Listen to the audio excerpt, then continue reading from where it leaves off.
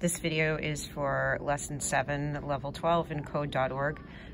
First, what you're going to do is you're going to add a draw function, and you're going to do it right underneath where you set the animation, so in line 5.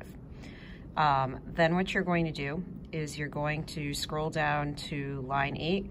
You're going to click and drag like you were drawing a big box around lines 8 through 13, and that's going to select all of those lines of code.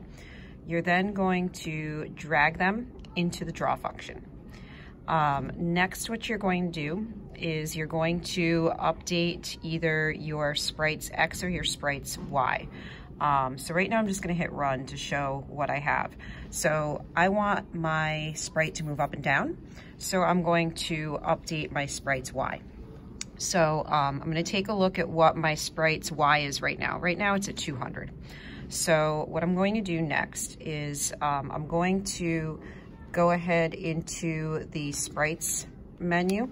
I'm going to scroll down to the bottom and add a comment. So I'm going to do this right before I draw the sprites, so in line 10.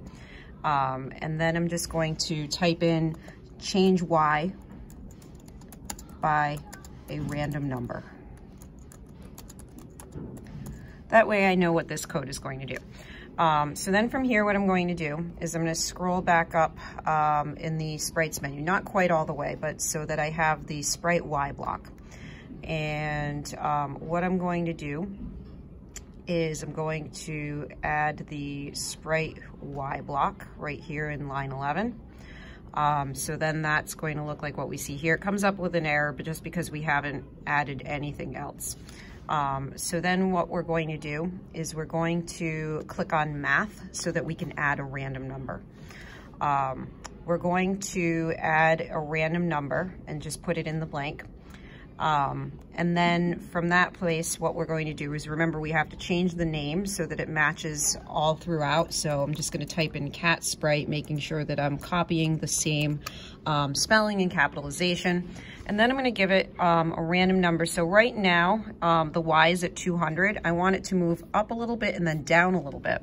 So what I'm going to do for my random number is I'm going to give it a random number between 180, so that's going to be 20 higher than it currently is, and 220, and so that's, you know, going to be 20 lower than what it is.